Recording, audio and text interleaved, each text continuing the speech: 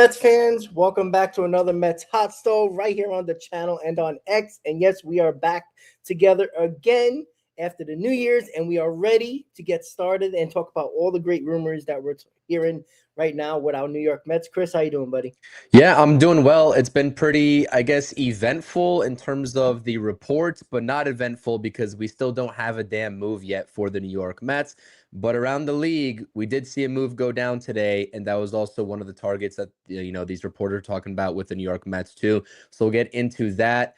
Between the Cubs and the Marlins, what the Marlins received for Edward Cabrera, and I'm sure you'll get into it here in just a second. But yeah, excited to be on here. Quick show, in and out, hour. Appreciate everyone being here. Smash those thumbs up buttons and subscribe to both channels. I definitely appreciate it, and we appreciate it. So let's do it. Yeah, and you just brought up the Edward Cabrera move to the Cubs, and I think it's extremely important to look at that type of move and see what the Cubs gave up for a very much under control Edward Cabrera. 3 years left of control. Obviously, he ain't some might say he's not a top two pitcher, but he's definitely a top three pitcher in the league. What is it, 3.56 ERA? He's injury prone. That's always a concern as well. But the control was the big reason why a lot of teams were after him, right? He's young, he's under control, and I'm not sure the Cubs overpaid, to be quite honest with you. I think it's probably a very fair deal, considering the fact they only had to give up, according to Baseball of America, number 2, number 16th, and a non-ranked prospect. One was an outfielder, and the other one was a shortstop, and the non-ranked one was another utility infield prospect. And they gave up one of their best prospects in Owen Cassey and a shortstop in Christian Hernandez, number 2 and number 16 ranked prospect. Then they threw in another prospect. Honestly, I don't even think it's that much for somebody who's under control, Chris. When it comes to Edward Cabrera, I thought it would be more, to be quite honest with you. I mean, again, he has a tremendous amount of potential. There is injury concern. He had a pretty good season. I mean, we would have killed for another 3.5 ERA pitcher on our team. I mean, we probably would have made the playoffs if we had a guy like that in Edward Cabrera. But what are your thoughts on the return for the Marlins giving up Edward Cabrera to the Cubs? Well, I think I saw a little bit of different numbers in terms of the Cubs' overall prospect rankings here. I think I saw that Owen Cassey was the number 1 overall in their pipeline. And I think that the other ranked one was the number 11. And I think it's Christian Hernandez who was going back. So number 1 and number 11, I think a couple of unranked ones. Whatever, no matter how you draw it up, right? We want to come on this podcast and stream and talk about how this compares to what the Mets would have given up in this scenario. And looking at it, right, everyone probably goes to, okay, this was the number 1 overall prospect for the Cubs. And it's like, that's an overpay for a guy that's coming off of a 3.53 ERA, whatever, injury concerns, what have you. He is coming off of his lowest career walk rate. He's had control issues in the past. He's got those, he got that under control, which contributed to his really good season. But, it's about trajectory. He's still young, 3 years of control left, like you said, in those arbitration years. And that's something that teams value. And clearly the Cubs did. And the Mets weren't just the only ones that were after him alongside the Cubs. The Yankees were nowhere close, even though we saw reports of them engaging the Marlins in talks. And so it looks like both New York teams were never even close to the offer that, the Marlins wanted. And we knew he wasn't going to come for cheap. And this is where we have this conversation surrounding David Stearns. Is he serious about offloading the necessary prospects that will entice teams to say yes? Because us Mets fans, we are tired of coming in second and third place with these talks, right? We want to get someone in the door. And, even despite the concerns that people have had and have voiced to me and you about Edward Cabrera, I still would have liked Edward Cabrera in this rotation, right? I really would have.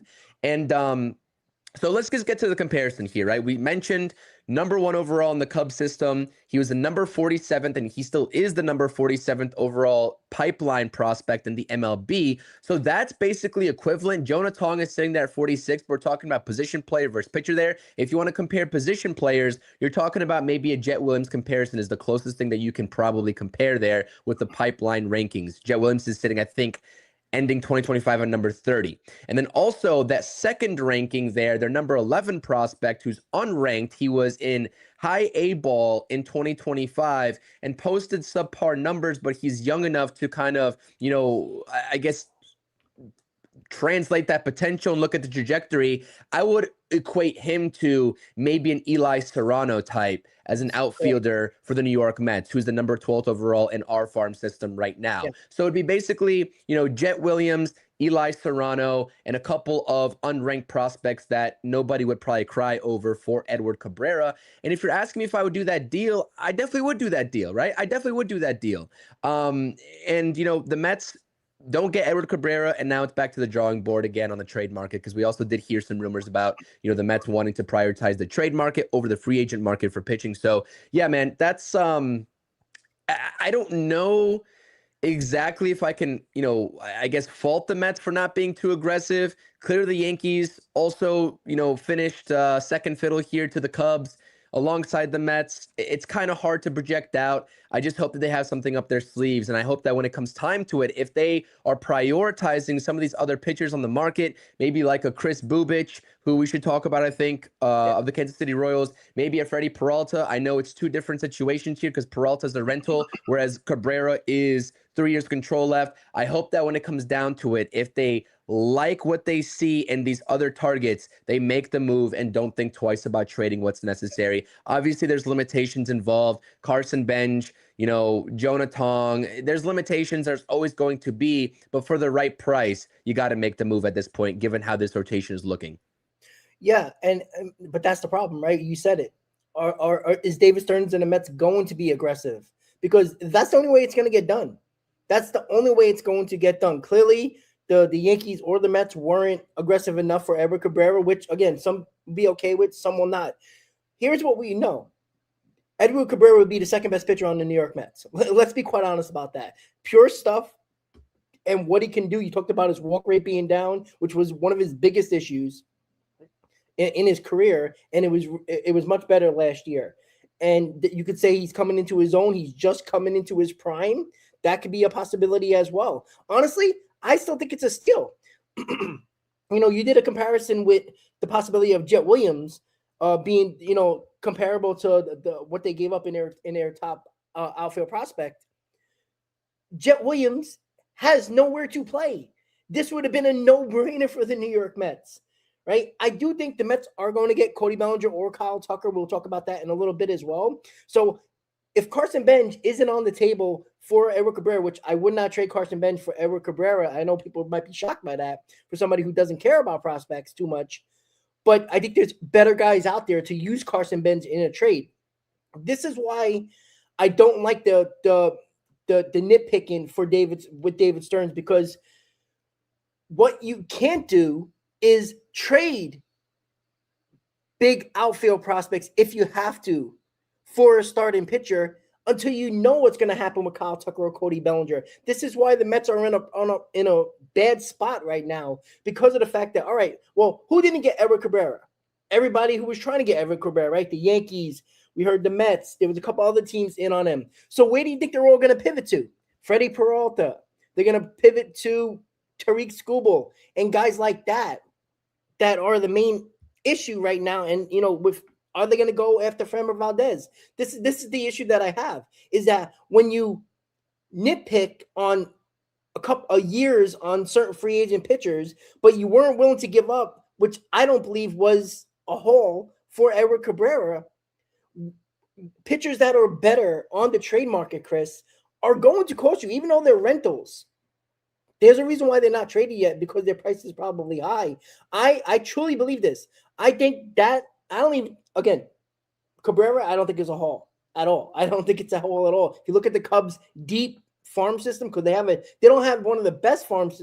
They're not better than the Mets farm system, but they have a deeper farm system. So these guys were expendable to the Cubs, and they looked at it in another scenario. They gave up their top outfield prospect in Cassie, right?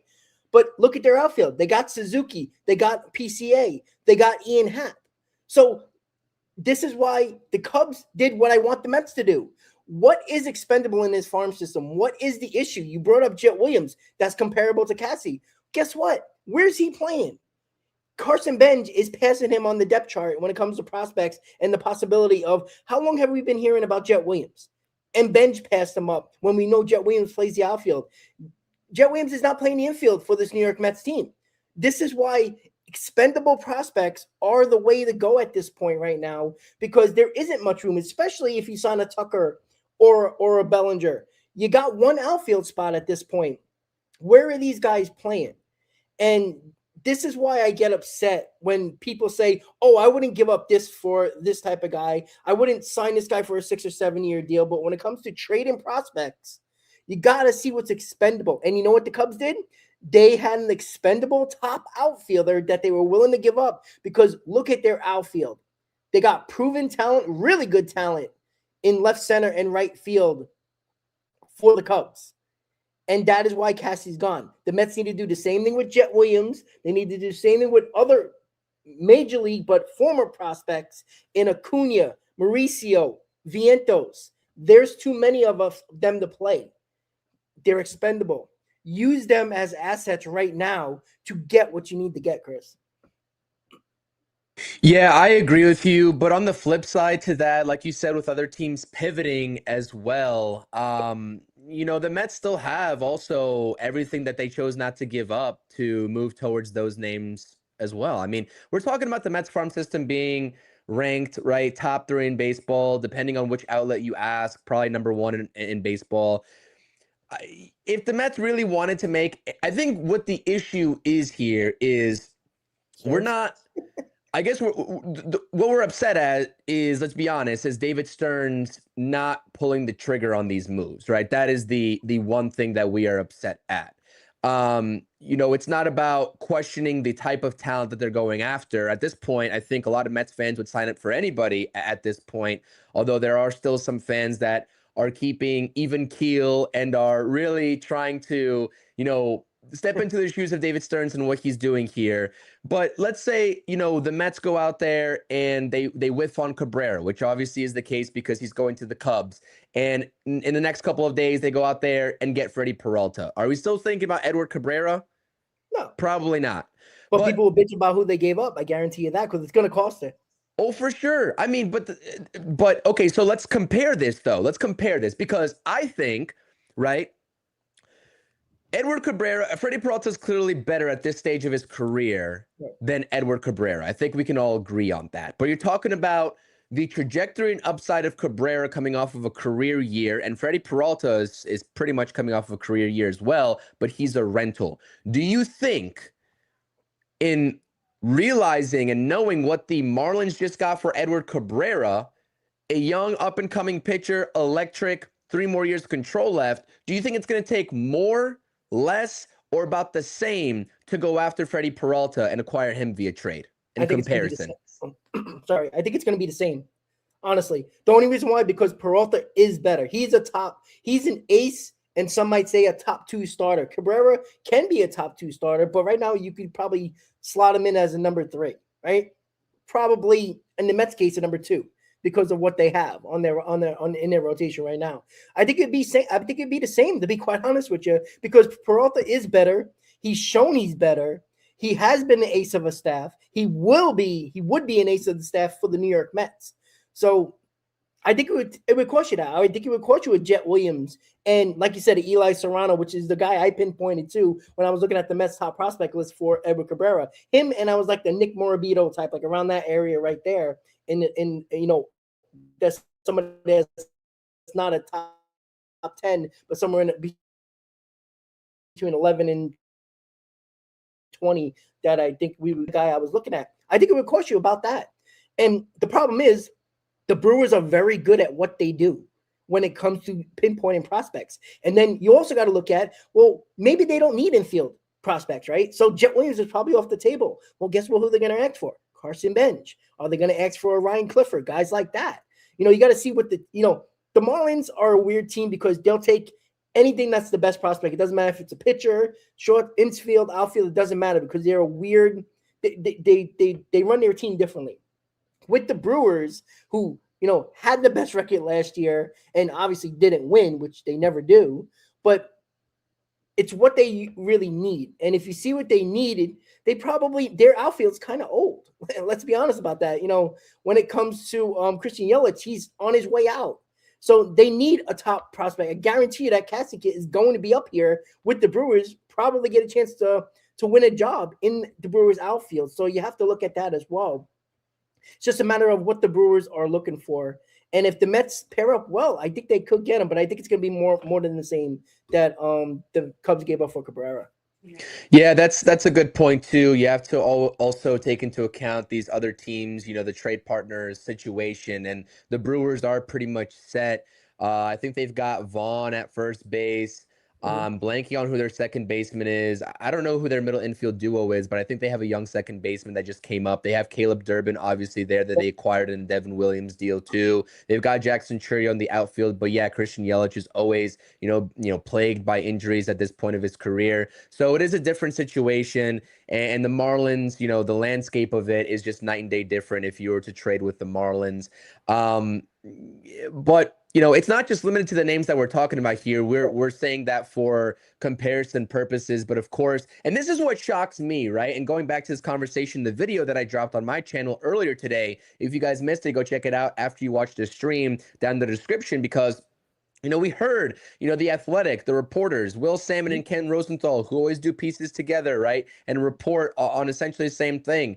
They're saying that the Mets are interested in the top free agents remaining on the pitching front, which at this point, with Tatsuya Amai off the board to the Astros, would be Framber Valdez and Ranger Suarez, both lefties. But they are prioritizing the trade market first. So they're looking at the free agents, but they want to see what's out there in the trade market first. And that kind of shocks me too, because if we've seen this, I guess, timidness for David Stearns, and with David Stearns to go after these big trade targets last year, your guy, Garrett Crochet, went to the Red Sox. The Mets were in talks, but ultimately didn't want to give up a strong package of Brandon Sproat and Jet Williams. And so he went to the Red Sox and flourished and also got his extension. This year so far, it's been, a handful of names, most recently, like we saw today with Edward Cabrera. I'm shocked that this is the case and what's being reported, that they are prioritizing the trade market. The only thing that I can think of, because that report by Salmon said the Mets are interested in both rentals and players that are under control. So that is including Skubal, if he's available. That's including Peralta. That would have included Edward Cabrera before he was traded. That includes Chris Bubich and whoever else is on the market. I think they mentioned like Brady Singer or whoever else from the Reds that they're willing. Who was that? Mackenzie Gore. Mackenzie Gore, too, for the Nationals, correct. So it's just kind of shocking to me, because I think that the Mets would be better off just signing a guy to the deal that they and the parameters that they want within reason, because obviously it's a two-way negotiation, but instead of letting go of the prospects. But it's in reverse, and that's basically what we have to go off of with what we heard this morning from The Athletic in that article. Yeah. A little bit shocking to me, but we'll see what plays out. Another name that I like, man, is Chris Bubich. I think that if the Royals are willing to part ways with him, I know he is coming off of Tommy John surgery in 2023. I guess he came back for a little bit in 2024, but he really, I guess, played the most games in quite some time and started the most games, I think 20 in 2025, pitching to like a 2.55 ERA. He's a lefty. He's not really a flamethrower. He pitches to more so soft contact. You can draw comparisons to like a Ranger Suarez in that manner, but I like what I see from him too. I'd be open what the Royals would want for him if I was David Stearns. But the one piece here that nobody knows about, and the Dodgers will always be in on no matter who the Mets are going to be on as well, is definitely Tariq Skubal, right? The Tigers have gone radio silent on the Tariq Skubal front. And that's unfortunate, but that's the reason why. That's the ultimate reason why I think the Mets are still waiting and not touching the free agents right now. Because I think, regardless if people really want Skubal or not, and to give up that haul for a rental, knowing that he's represented by Scott Boras and may not sign an extension ahead of the lockout, or maybe he could, because the lockout could change the landscape of his thinking and Boris's thinking. But I think that there's no way that the Mets are not contemplating and just lurking for a deal for Skubal if the Tigers are really willing to listen. And that's the one thing, that's the missing piece of this offseason that I haven't heard in quite some time about what the Tigers plan to do with Skubal moving forward. The Dodgers are going to be there. They're going to make a run at Skubal. I think Skubal has some ties to California too. Is that where he's from? I could be mistaken, but that's what I heard. And that's the really only reason that I could see the Mets waiting for this trade market to materialize. Because guess what? You could go out there and get a guy like Ranger Suarez on a friendly deal, 3 years. He's coming off of great back-to-back seasons. No, he's not an ace, not even close. He's a mid-level rotation starter. You can go ahead, add him to your rotation. I've been saying this for countless of weeks now. Trade David Peterson. I've seen enough of David Peterson. We know what his ceiling is, and he fell apart in the second half. You get better by those two moves alone, swapping those guys, and you still have the freedom to go out there and trade for your top arm. That's the way that I would play it. So I'm actually shocked that we're hearing what we're hearing from Rosenthal and Salmon. Yeah, and that's the thing though. Like, I mean, it's so much easier. Like for everybody who wants to be a prospect hugger, or the same people complaining that they wouldn't give a 4 or 5 year deal to Framber Valdez. You know what I'm saying? So, and like that's the thing. It's like you can make this offseason pretty damn good. Sign Bellinger or Tucker, get Framber Valdez, and you know what? You keep your prospects that everybody seems to want to keep. I'm done about keeping prospects. It is what it is. You're not going to give up your entire farm system for one of these pitchers. The Mets farm system will survive if they go get Tarik Skubal. I'm sorry. I don't care that he's a rental. Everybody cares about 2027. You're going to have the best pitcher in baseball for 2026. Why does everybody surpass that or forget about that possibility? They only care, he's a rental. But people would rather get Freddy Peralta, like he's not going to be a rental. Here's what I don't want. Let me just put it this way. If the Mets go get Freddy Peralta, there's more of a chance that Freddy Peralta is gone after the season than Tarik Skubal will be gone from the New York Mets if they trade for him, in my opinion. Because here's the thing. You know what you're getting into with Tarik Skubal. You know it's going to cost you a ton of money in a ton of years. Everybody knows that. Can anybody come up with a possibility of what Freddy Peralta will get? He's probably looking around the Framber Valdez, Ranger Suarez type of Dylan deal. Cease, I would say. You got to shoot for that Dylan Cease mark. I don't know. Okay, well, there you go. All right, perfect. If that's going to be the comparison, so what was it, 7 years, $210 million for Cease? Yeah. Wouldn't you rather go 2 or 3 more years, another $50, $60 million, $70 million for the best pitcher in baseball? Yeah, I mean, Skubal's going to be commanding 400 plus, I think, but sure. But here's the thing. Get the best pitcher, because if you're going to have to give up, let's say the comparison of the Cabrera deal for the Peralta deal, let's say it is 2 top 10 prospects. Let's just put it in perspective. Let's say it's Jet Williams and pick another top 10 prospect. I don't know, Ryan Clifford, Brandon Sproat, one of those 2 guys, whatever it is. Anybody in the top 10, Another 3, maybe 2 more prospects. You might get 3 top 10 and maybe a top 15 prospect for Tarik Skubal if it's going to cost that much. I'll say, let's just say you can probably get away with 3 top 10 prospects for Tarik Skubal. Why would you not give up 1 more prospect for the best pitcher in baseball? Why, you want Freddy Peralta, who is a little bit worse, for 1 less prospect? And again, put it in perspective here. When it comes to the Detroit Tigers, if they're going to trade Tarik Skubal, look what they did this offseason. They're still trying to be a competitive team. So what would you offer them? Hey, we'll give you 3 top 10 prospects, or let's say 2 top 10 prospects, but we'll give you a Mark Vientos. We'll give you a Luisano Acuna or a Ronnie Mauricio, guys who've been on the major league roster that's shown some bit of potential. Why wouldn't the Tigers jump on that? They're still trying to win. You give them young prospects and guys that have been on the major league roster that could help them right now. You know what I'm saying, Chris? That's what can entice teams. That's why I think the Mets are above everybody else in the league when it comes to what they can trade. They don't have to just trade from their farm system. They can trade from their major league roster. That is a win-win in any type of trade for a guy like this, even if it is the Marlins or another team that's not that good. But when you talk about a Brewer team who had the best record in baseball last year, they can be looking for proven talent as well, along with prospects when it comes to Freddie Peralta. That's why the Mets are in a great spot, but it's the willingness of David Stearns. That's why I agree with you. It is a little odd that the Mets are more in the trade market than in the free agent market for pitching. The bottom line here is that this Skubal potential move, if the decision that the Mets are going to make on it, all depends on if they are truly serious about competing for 2026. I mean, it really does. And we're going to know everything that we need to know about this Mets team and the mindset moving forward. Because if Skubal is traded, if he is by the Tigers to anybody, any team not named the Mets, you and I and everybody will know, whether David Stern says it or not, that they are playing the long game with this roster. And I do understand the logic of people saying, well, you're not one top arm away from being a contender with the Dodgers. Let's say if the Mets do land Skubal, do you still think that they are on the Dodgers playing field? Because I still think they would have a little bit of room to go, Yeah, or but you know what? ways to go. You know what? This isn't the NBA. You know what I'm saying? This is Major League Baseball. You I know agree. what?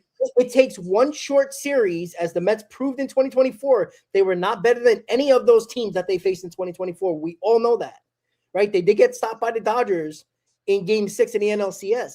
But you know what? Who cares? Just get if they're gonna make you a better team, great. The team, you could have had a solid pitcher in Edward Cabrera last year. You don't think he would have won 3 to 5 more games for the New York Mets and won 87, 88 games, and we would have been smoothly in the third wild card? Yeah, doesn't mean we were going to win, but as everybody keeps on saying, if you're going to make, I'd rather just make the playoffs, right? And see what happens. So, I'm against go all in and get the best player. Be the best team, because anybody can talk about all they want. Oh, how are you going to replace these numbers from Pete Alonso, Brandon Nimmo, and all this nonsense when the Mets can sign a Cody Bellinger or Kyle Tucker? I truly believe it's probably a better, 3 guys in Lindor, Soto, and Tucker. I mean, that is an elite core right there that we're talking about. And even if you get a Skubal or Peralta, this is a guy that every 5th day you can win. This is not a 3 or 4 game difference that we're talking about with a Tariq Skubal or even a Freddy Peralta. You're talking about closer to 10 win difference, because every time they go out there, you have a chance to win. Not saying you are, but in 30 starts, he can win between 18 and 20 games for you easily. And that is what I just don't understand with anybody's perspective when it comes to certain pitchers. It's not about, oh, well, right now we're a 75 win team. And how do you know that? Just because it's on paper, right? The 2024 win team was a 75 win team as well, right?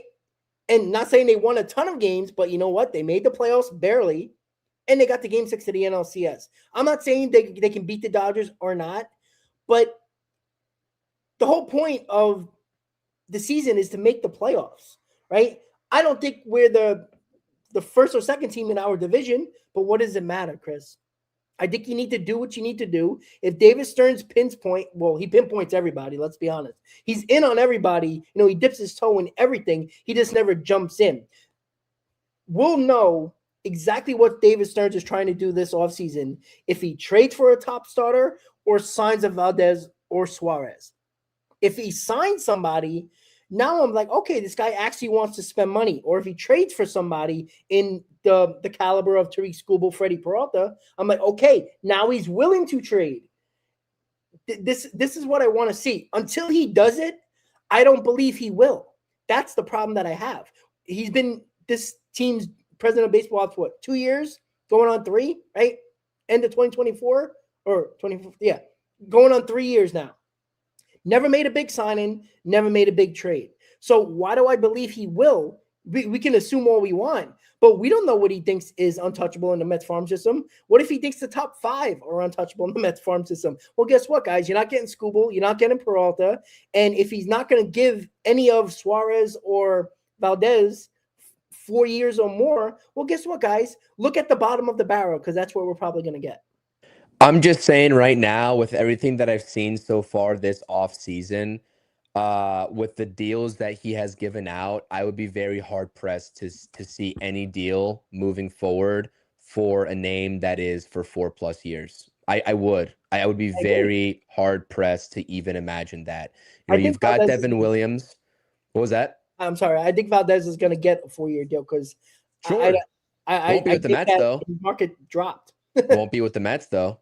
I don't think I so. think 4 years is the max, to be quite honest with you. Well, here's the thing, Chris. What if Peralta goes off the board tomorrow and it's not the New York Mets? You know what that does? That gives more of an incentive, or more of a reason for Valdez to come back and says, "Hey, you're running out of pitchers here. I want that 5th year." And then you're not going to get him. That's the problem.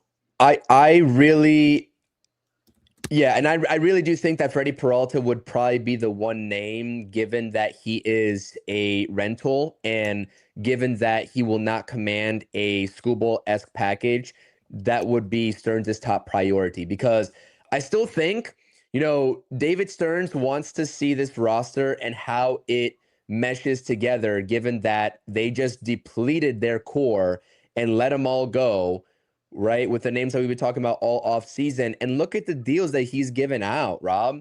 Like, he's given out 2 and 3 year deals, right? Jorge Polanco, 2 years. Luke Weaver, 2 years. Devin Williams, 3 years. He's not going long term with this team because he wants to see how they perform before he makes any long term commitments. And that's why I'm like, any of these names that are in the 4+ year range, probably not going to get them. And that's why they're probably in on a rental. And I do agree with what Dolo was saying in the chat, or somebody said in the chat. I forgot who it is, but there was something that came out that said that, Stearns is very confident in this roster as it is. And so I'm like, you couldn't fool me because I'm not confident in this roster as is. You're like 2 or 3 pieces away from me being confident this off season. And there's been a lot of names that have already been off the board that I'm like, okay, that could have made our team better right then and there. That would have been 4+ years. And I look at that Schwarber deal that he re-signed. I'm like, and I'm not saying that Schwarber was ever going to come to the Mets. That was maybe a pipe dream, but there were moves to be had for years that David Stearns could have showed me he was serious about the 4-year progression of this team rather than just the next year, 2 years, 3 years down the road. Because, if you're thinking about being competitive in 3 or 4 years, you're probably talking about retaining Edwin Diaz. And I'm sure that Edwin Diaz maybe didn't let them match the offer, whatever the story was. Who cares at this point?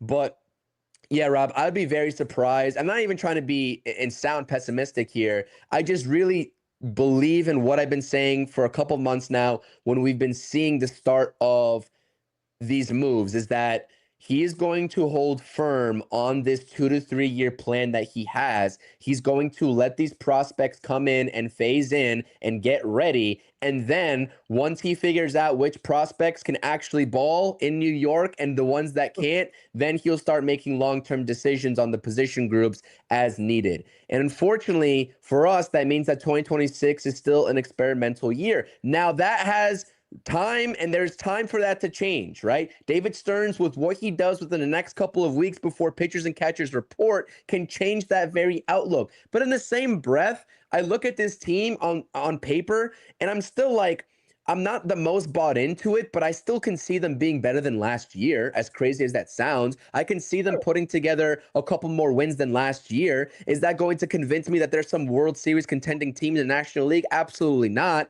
But yeah, like I said, if Kyle Tucker, and we had to get into Kyle Tucker because that's a very interesting name from the offensive side as well, especially paired with Cody Bellinger on the market and what's happening there, especially with both New York teams. But if he goes out there and he commits to Framber Valdez for a 4-year deal, I don't think it's happening. I think I think this is what's going to happen. If Framber ends up on the New York Mets, it's going to be a Tatsuya Imai-esque deal where he gets 3 years with the Mets. AAV is probably going to be 30 plus just to entice him to take that short-term deal, and he's going to have a chance to opt out for a longer-term contract each year. And that's what I can see David Stearns committing to with Framber Valdez. But if another team is offering 4 years to get him in the doors, I don't think David Stearns is matching that. There's been no ounce of even second thought from David Stearns in the entirety of this offseason to hit the panic button and overpay versus what he thinks the value actually is. I respect it, but at that point, you're losing out on a lot of talent. And so that'll only take you so far. Well, we'll see. This is the problem. When he was, Will Salmon did say that Stearns likes this roster. If you like the roster so much, why do you have a second, third conversation with Framber Valdez? Why'd you have a conversation with Ranger Suarez?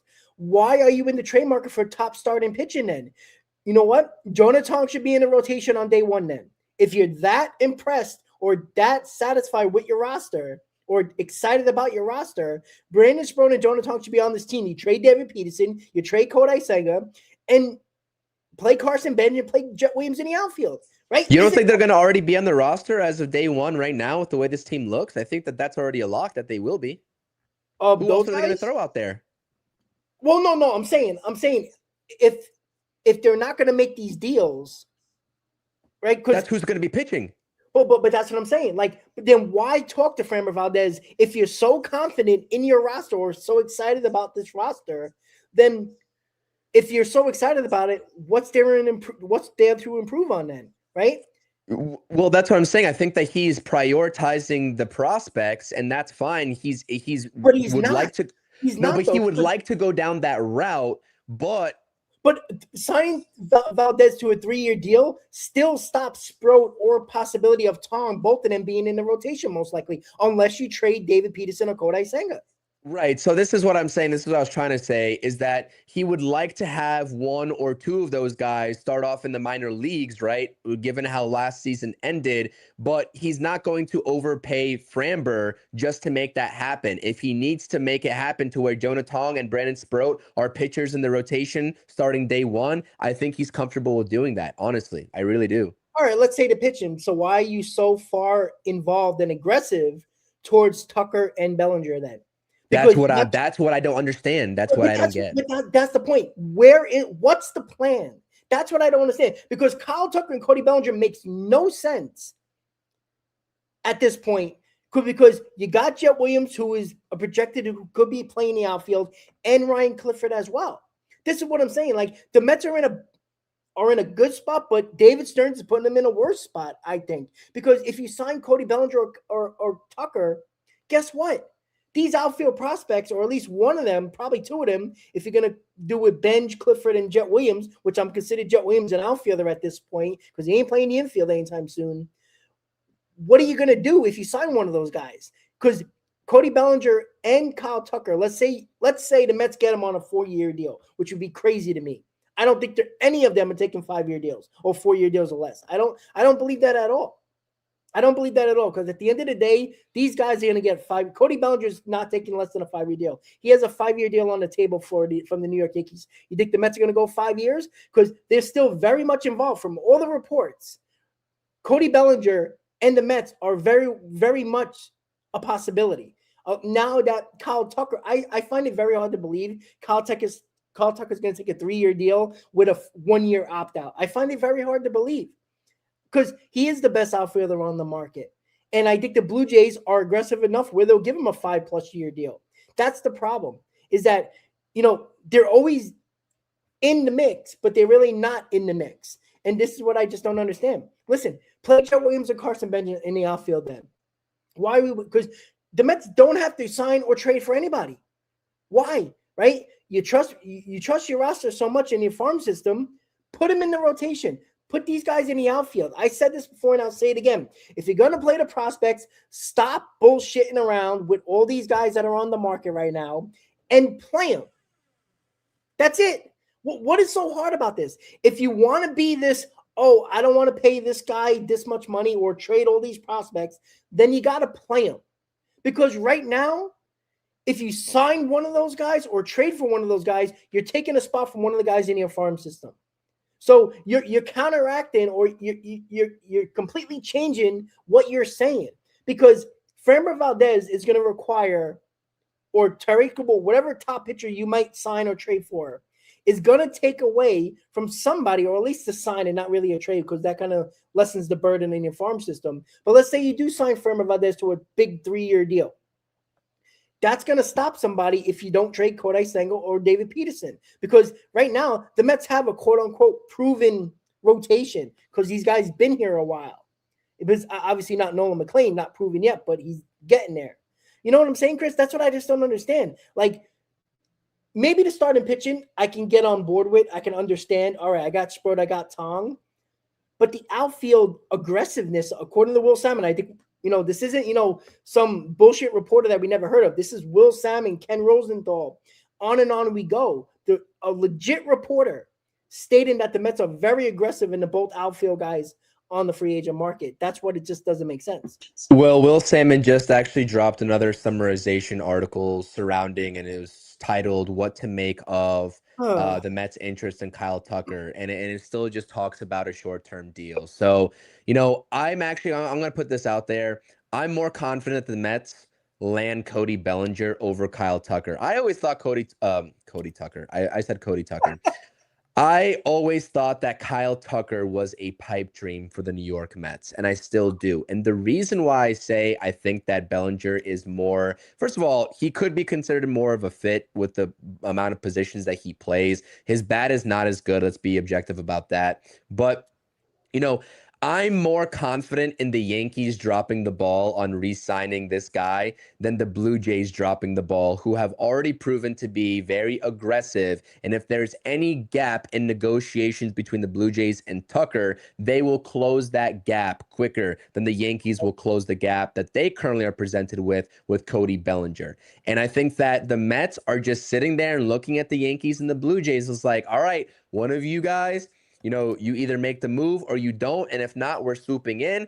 And I hate that the Mets are playing it like that. I really do. I wish the Mets were the aggressors in this situation and just swooped in and got one of these guys to the deal of their liking, but that's not what we're hearing right now, unfortunately. So, yeah, I think the Blue Jays are going to up their offer. I ultimately think that the Blue Jays do land Kyle Tucker, especially just knowing what they've done so far this offseason, how aggressive they started the offseason off with that Dylan Cease deal, which I still think is a pitiful deal, but props to them for actually going out there and doing it. They've bolstered their bullpen, signing, ex-Met Tyler Rogers, and now they're missing another bat, and that is Kyle Tucker. And if he wants a 4-year deal or a 5-year deal, I think the Jays are going to give it to him. Yep. Now, the other piece of this is how does Cody Bellinger fit the equation for the Mets? Because the Yankees' top priority is still probably re-signing Bellinger, but there have been numerous reports that nothing is imminent there, and there's still a large gap in negotiations between those two sides. And the Mets and the Yankees are kind of having like very similar off seasons to the degree of, all right, we're interested in these guys, but we're not going to pay the premium of what these clubs want via trade or the dollar figures of what these big free agents want, albeit the Mets have been more aggressive in terms of making moves both on the free agent and trade market so far, than the Yankees have. So it's a weird time for both New York baseball fan bases. It really is. And it's a frustrating time. Yeah. The same, I guess, frustration that Mets fans have with David Stearns is the same frustration Yankees fans have with Brian Cashman right now. And it's just kind of like, what is going on here? This is supposed to be the New York market. You're supposed to be the aggressors, get the guys that you want and don't look back. But it just really is David Stearns. And you know what? Moving forward, let's be honest, I don't want to make this a Mets versus Yankees thing, but the Mets have the better future outlook by and large than the Yankees do. And I think that David Stearns wants to give that a chance before he, blows the farm up, so to speak, for a rental and Skubal. And that's why I think Skubal's a long shot. And I think that any of these guys on a long-term deal and committing that money is a long shot from David Stearns because he wants to get this right. He wants to get this farm system right, just like the Dodgers did when Friedman took over way back when, and they had to assess their farm system before making any big moves on the free agent and trade markets to get to where they're at right now. I think it's the same sort of plan. And if you want to take away Steve Cohen saying he wants to be the Dodgers of the East, maybe not quite the successes, but the process of that success, it sucks. I'm impatient. Everybody's impatient because nobody wants to talk about waiting 2 to 3 years to actually put together the best quality team as possible. I personally don't want it, but I just think that's what David Stearns is doing. well, it's year 3 now, right? Aren't you supposed to be? Isn't this the evaluation process? It's not like we have a ton of new prospects. These guys been in the farm system. You know what I'm saying? Like 2024, 2025, and now this year, right? The last 2 seasons, look, 2024 kind of put a ripple in what David Stearns was trying to do. We all knew he was signing guys that were tradable contracts. We had a lot of guys that were free agents that were tradable contracts for the 2024 season. The Mets decided to say, no, we're playing well and we make the playoffs. So that kind of put a ripple in what David Stearns was trying to do. And he's trying to do it again in 2026 because 2025 was a disaster. The issue is the fact that, he's been here since 2024, right? Is this a 6-year plan or a 3-year plan? And if it is a 6-year plan, then, well, you know what? None of what he does kind of makes sense at this point, right? Steve Cohen took over the offseason last year.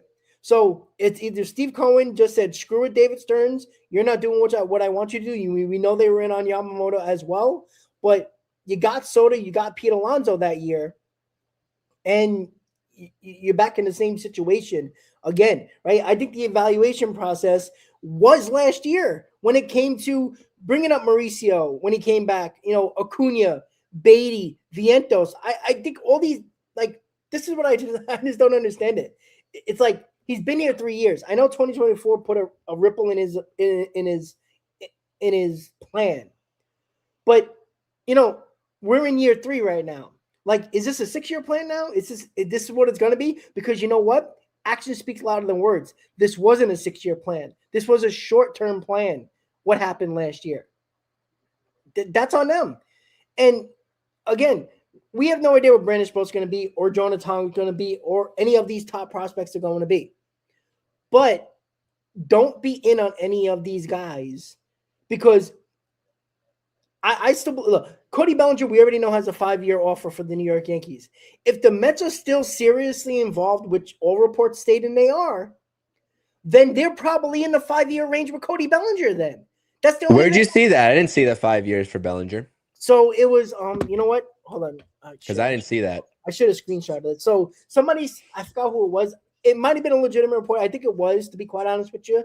But I heard 5 years between 150 or 140 and 150, around that range, which is, I don't know the math really quickly. I mean, I'll do it really quickly. 155 is around $30 million a year. Again, there's guys that are getting $20 million for 1-year deal. So $30 million for Cody Bellinger seems like a lot, but the going rate for, even an above average player is like $15 million. So $30 million is kind of like the average for a player but Cody Bellinger also comes with risks. Listen, if I was Cody Bellinger, I mean, I don't know what Boris is holding out for. I mean, we saw something ridiculous for like 8 for 200 at one point for him. It's definitely not happening. If that, because like I said, I did not see that report. So I don't know where that came from. But if that's true, 5 for 150, anywhere in that range, I feel like he should have just taken it already. I feel like that's like the max of what he's going to get this offseason from any team that's interested. Okay, but here's the thing, Chris. If he's that, like, if that's going to be the case, like if that's what you think he's going to get the most of, well, clearly he doesn't, because we all believe that it's either the Mets or the Yankees with Cody Bellinger, unless somebody else signs Tucker and Blue Jays get desperate, and then that's maybe what Cody Bellinger's waiting for, that Tucker goes elsewhere and the Blue Jays swoop in to get Bellinger and give him a 7-year deal and blow everybody out of the water. Maybe that's what he's waiting for. But it seems like it's between the Mets and the Yankees with Cody Bellinger. If Bellinger doesn't feel like there's anything else out there, and the Mets are offering him probably a 3-year deal, maybe 4, then he should have signed already. That's why I think the Mets are more involved or really serious in a probably closer terms with that 5-year deal. If that's the case, if that's what is true being reported, they're probably on the same range, because why do we keep on hearing legitimate reporters continue to say the Mets are that much in on Cody Bellinger? Because it also doesn't make sense. Because if we're talking about these 3-year deals that Stearns loves to do, it's not even a conversation. We wouldn't have heard nothing, including Kyle Tucker for that matter, which I still don't think he's taking a 3-year deal, because the Blue Jays are very much in on him. And if they're going to give 7 years to Dylan Cease, they're definitely going to go long-term with Kyle Tucker if they have For sure. Yeah, for sure. And you know what? I mean, Yeah, and that goes back to my point too with the Mets versus Blue Jays and Mets versus Yankees. I just think that the Mets are more inclined to be successful on this market given the Yankees shortcomings or potential shortcomings over the Blue Jays shortcomings. And it just seems like it's polar opposite off seasons for these AL East clubs. One club is coming off of a World Series appearance and is only getting better, and the other club that's chasing the Blue Jays is not aggressive. Their notable additions are, I forgot the guy's name, but I think he's the MVP of the Mexican League, Ahmed Rosario and Paul Blackburn. Like that, imagine if David Stearns did that. Imagine if that was David Stearns' offseason so far. Everybody would be just up in arms and crying. Anyways, I digress. It's not Mets versus Yankees. I could care less about the Well, Yankees. They'll do what they do. But go ahead. I well, see you want to say I was something. going to say, you know what? But if you made the playoffs like the Yankees did last year, not everybody would be clamoring. You know, But the Yankees aren't even close to. They're not even close. I agree. I agree. But that's the thing, right? People are more frustrated right now, and the Mets did make. I mean, you can actually say the Mets made, I would say, above average moves, so to speak, with the people they brought in. Like Polanco's a good signing. Williams and Weaver are not bad signings. They're not great signings, but they're, Simeon is an interesting move because they wanted to get rid of Nimmo's contract, but Simeon could be a plus as well. But the Mets didn't make the playoffs last year. That's why people are up in arms. Right. Yankee fans are spoiled brats. We know this, right? They make the playoffs every year. That's why I tell Met fans, if you start making the playoffs every year and you don't win, you're going to act like Yankee fans in a few years. That's exactly what's going to happen. It gets stale when you make the playoffs every year and you don't win. And Yeah. again, we would love to have that problem. I tell you that. We all would love that, right? Let's make the playoffs 3 years in a row, the first time in this team history. That would be lovely. But you also got to win, because it doesn't matter if you keep on making the playoffs and continue to lose. This isn't Milwaukee, right? Milwaukee makes the playoffs every year, but they always find a way to not be good enough because of, well, they're not good enough. So Yankees too. Yeah, correct. Exactly. But you know what? The Yankees actually did spend last year just like the Mets did, right? The Yankees didn't get further than they did 2 years ago, and the Mets didn't get further and didn't even make the playoffs. So I think it's going to be very interesting. It feels like something's going to happen before the weekend, or when the weekend ends. We got what, 4 days until the weekend ends. Yeah. I think something's going to happen when it comes to Peralta type, or Valdez or Suarez, or a Bellinger or a Tucker. I think somebody's coming off the board, and it's going to be very interesting if one of them is going to be with the New York Mets, because again, when they keep on falling off the board, Chris, it's going to put everything in perspective a month and a half away from, pitchers and catchers. No, you're 100% correct. I mean, it's weeks now until pitchers and catchers report, and we're approaching February. So these names are going to have to get moving here, and not maybe take what is given to them, so to speak, but start making quicker decisions, because we're not anywhere close to the winter meetings. That's well behind us. So this is going to get interesting real quick. And I do agree with you with how much chatter we've been seeing. It's just we don't have anything to go off of based off of the reports, and everything says nothing is imminent, but it seems like something is brewing for somebody out there in terms of one of these big names, whether it's the Yankees, Mets, Blue Jays, Dodgers, whoever. And we'll see how it plays out. And this is interesting too, when we're on the conversation of the Yankees, Explosive here saying Cashman is lucky that the Mets are having a offseason that's unique, that kind of takes the eyes and pressure off of him and the Yankees, which is absolutely correct. I mean, the Mets, I don't think they're having a terrible offseason right now. If they go out there and make the next 1 to 2 moves that we all want them to make, I think that it would be a great offseason. But losing the core that everybody has come to know and love, Edwin Diaz especially, and Pete Alonso at first base, if they're seriously thinking about Polanco at first base, that's a lot of question marks right there to take a chance on, and that's what has fans worried. But I do agree. I mean, if the Mets had made the playoffs last year and the core was intact and remained, right? I'm not saying that's how it would have played out, but if that's the situation, then nobody would care what the Mets are doing right now, and they haven't signed somebody big. They'd just be talking about the Yankees going out there and spending pennies on Ahmed Rosario and Paul Blackburn to come back on a 1-year deal. So it just puts things into perspective. But let's talk about this here. Fireside Mets account on X is, I guess, summarizing the Will Salmon article that is behind a paywall, as it usually is, which is annoying.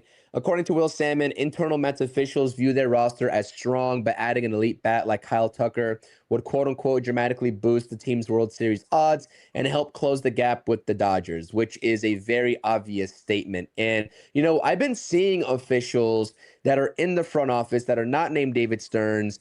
There's been these videos and interviews talking about there are still moves coming, but then you hear David Stearns speak. It's like we're fully confident in our roster. Of course, the Mets and David Stearns are going to say that. Of course, he's going to say he's confident in this roster. He's not going to reveal, oh, yeah, we're definitely going to go out there and get, a starting pitcher because we know our rotation is crap. Like, we all know this rotation is crap. But he doesn't want to give leverage to these other teams that he could be eyeing a trade for. And let's face it, he's not saying anything groundbreaking here because these teams all saw the Mets in 2025. They know that this team needs pitching, but it all comes back to this. I really do think that conversation that we're talking about earlier, Rob, and I will continue to say it. I don't care if he has fans in this fan base or not. I was one of them. I'm not sold on him any longer. I think David Peterson needs to go, man. I think that he needs to be the first domino to free up a roster spot and bring in and backfill that spot with whatever caliber arm you want. And I think that is a little bit more likely at this point, especially because he's going into his last year of arbitration before he is owed a free agent contract. I think that he's a more likely trade candidate for the Mets than Kodai Senga is, really. Yeah, but I want to keep a guy his contract here. I think he's going to be good. To be quite honest with you, I think he's going to be good. I think last year was because of the innings he threw coming off of surgery in 2024. I think that was a huge reason where he just ran out of gas. I think he's going to be damn good this year. I would not get rid of David Peterson, even though I'm not against anything. I already said this. I would have blown up the core too, and I'm not against it like a lot of people are. Right? I think people got to get over the fact that this core has lost over and over again. I still got to get rid of Kodai Senga. Kodai Senga before David Peterson. I think Kodai Senga quit on this team. David Peterson just ran out of gas. He didn't quit on this team. He pitched every time. Every time the Mets needed him to pitch, he pitched. Kodai Senga was not there for the team. I can't have this guy on my team. If I had to choose between one, it's Kodai Senga off this team. But I understand why David Peterson is appealing to other teams because he is a rental. He has upside. But that's the reason why I want to keep him is because of the fact that he's not going to be counted on like he was last year. I still think the Mets are going to get a starting pitcher, to be quite honest with you. But right now, it's Nolan McLean and probably Clay Holmes as your 1-2. So I'm looking at David Peterson as a 3 or a 4, and I think he fits well in this rotation in that spot, to be quite honest with you. Would you make a trade-off of Ranger Suarez and adding Ranger Suarez if David Peterson walks in trade? If that has to be the free agent target, no. To be quite honest with you. I would do it. I'd rather Valdez. I mean, I know Ranger Suarez shows what he can do. Well, I was saying Valdez because he's more of a 3 in line with what David Peterson is, and Framberg's like more of a 1 or 2 in the Mets rotation. Yeah, but I guess you can say that, but I don't think people see Ranger Suarez as a number 3. To be quite honest with you, I think he's. I don't know why. You look at his past 2 years because he throws 90 miles an hour. That's why. Right. That's the reason why. But David Peterson only throws 92, 93. I mean, he's not that hard of a tosser, anyways. Right. Like I said, if people are gonna put Ranger Suarez as a number 3, then I wouldn't pay Ranger Suarez. I don't think the Mets need number 3s or 4s. They need a top starter. That's why. But I think. Dolo, come on. Suarez does not. Look at this guy's statistics over the past 2 years. The Mets couldn't touch Suarez, and Suarez has been damn good. Like everybody just looks at the stuff and not look at the numbers. He's been damn good. He has been. If it wasn't for Suarez, the Phillies would have never made the playoffs. The way they would have never been where they were the last couple of seasons if it wasn't for Suarez. Because Christopher Sanchez just showed up last year as a big time starter. It was Suarez and Wheeler for the longest. So he's again. I don't think Suarez is gonna make a huge difference for this Mets team. To be quite honest with you, that's why I wouldn't bother getting him. Right. That's why if you're gonna sign somebody, it's Framber Valdez over Suarez. Right, for sure, all day. Yeah. So let's do a little prediction. And I got one question to ask you, non-baseball related, but get Wait, I have a question for you because it pertains to exactly what we just said too, in relation to the pitching and whether we would go out there and get these guys because of the difference that they make. I'm seeing SNY Mets on Baseball Night in New York. Laura Albanese. The quote Okay. here is, she is drawing a blank on how acquiring Freddy Peralta and or Ranger Suarez could help solve the Mets pitching puzzle. And I do agree with you. If you're going to keep this rotation as is and add in Ranger Suarez, that doesn't make much sense. Correct. But if you're offloading David Peterson in favor of Ranger Suarez, that does make sense. But Freddy Peralta, he makes this rotation night and day different Yeah. better with what we had. And You that's don't where I'm like like, Peralta. That's what it comes down to. correct. So that puzzled me that, they're talking about Freddy Peralta not, helping the Mets solve the rotation woes. But anyways, yeah, I just want to bring that up. Yeah, exactly. Like I said, it's opinion at this point, right? We know David Stearns knows Peralta.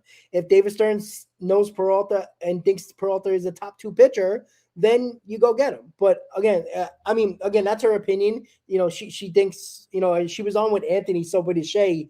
I think yesterday, if I'm not mistaken, she had a conversation on his channel, Yeah, and I saw that actually. It I was think a she good it said was a good something. episode. Good Yeah, insight. it absolutely was. And I think she said something similar to that. I don't know if she brought that out right away, but she kind of hinted at something like that when it came to Peralta. So again, it's an opinion at this point. We don't really know what Stearns is kind of thinking at this point, but we know he kind of developed Freddie Peralta. So you would think he Yeah. would like at this point. But all right, prediction time. By the weekend, do the New York Mets make a signing or a trade for a starting pitcher or an outfielder? And who would they be? Oh goodness. That's a loaded question. Um I said it earlier this stream. I said if the Mets are going to do anything on with what we've been presented so far, especially maybe given the lack of other the competing teams, although we don't know about this name, I think it's going to be Freddy Peralta, right? If it happens by the end of this weekend with how slow this market is moving, maybe not. But I'm going to say no, Rob. I'm going to say no. The Mets don't make a move by the end of the weekend, but I don't think they're done though. Like I don't think they're done. And the people that say the Mets are done, pack the offseason up, it's over. I don't think that's the case. I really don't. I think they will make a move. I just don't know what the caliber of the move is going to be. Like they could come out of left field. We could be talking about all these guys, and they can go out there and trade for a guy like Mackenzie Gore, right? In division, just absolutely shocking everybody. Right. And it just could come out of nowhere, right? Like the Polanco signing did, like the Like the Luke Chris Weaver Bassett sign. trade a couple of years ago. Right. And so I can see that happening. But of the names that we've been discussing, the most likely I think is Freddie Peralta. And the only reason why I'm not saying Cody Bellinger is because of who represents him. I think he's going to wait out the market. I think he's going to wait until after Kyle Tucker signs. I've always thought that Cody Bellinger was going to be the last one to sign because that's how Boris is going to get more leverage for him in that deal that they're seeking. We'll just see if the Mets or the Yankees, give into it. So I'm going to say no. And we're going to have to go through the next couple of days with more videos about more rumors and more reports. And I hear you guys in the comments, whether you're watching this live or are watching on replay, I hear the frustration. I wish it wasn't always directed at me because there's nothing I control over the Mets making moves versus not. I still think they will make moves, and I will, give you all the information as such. But I can't make this process speed up any faster. I wish I really could. I want to see Mets moves. I want to talk about things that are happening with this organization, not that could happen. So yeah, Rob, I'm gonna say no, but I hope I'm wrong, and I hope that we do like a pop-up live stream talking about what the Mets have done. I just don't see it happening. Yeah, I think they're gonna go big. Minor league deal, baby. I feel it. I feel it coming. I feel it coming. No, Christian honestly, Arroyo. yeah. I really think the Mets are gonna land Bellinger or Tucker by the end of the weekend. I think one of these guys are coming off the board. I don't know why. I don't. I'm not. It's not confidence in me saying it. I just feel like there's way too much smoke at this point right now with those two guys that I feel like the Yankees are dropping the ball with Cody Bellinger. I think, they're not getting Kyle Tucker, and I think they're very much in trouble if they don't sign Cody Bellinger. And I think it would just be, the icing on the cake to take two of potential top Yankees back-to-back years would be just hilarious to me when the Mets are having I would say a subpar offseason. It would just be funny to me, but I think Tucker or Bellinger is going to be a New York Met. I felt that way for a while now, and I think that's going to happen by the end of the weekend. And one question before you go, John Harbaugh? Yes, bring him to New York, baby. Need it. I need the Knicks to get right because I saw some Knicks chatter there with the Pistons and that brutal L. It's like 3 L's in a row for the Knicks. Give me John Harbaugh to the Giants. We got Malik coming back, Cam Scatterboo. We got Jackson Dart, who's the future number 5 pick overall. Joe Shane, I wish he wasn't part of this organization anymore. The mayor, Maris is going to do what he's going to do, but give me John Harbaugh. Absolutely. Stefanski.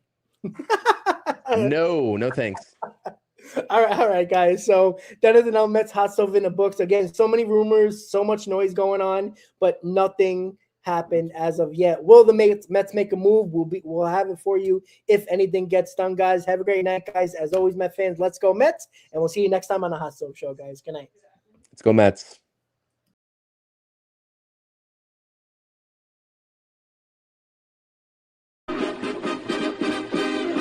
Meet the Mets, meet the Mets. Step right up and greet the Mets. Bring your kiddies, bring your wife. Guaranteed to have the time of your life because the Mets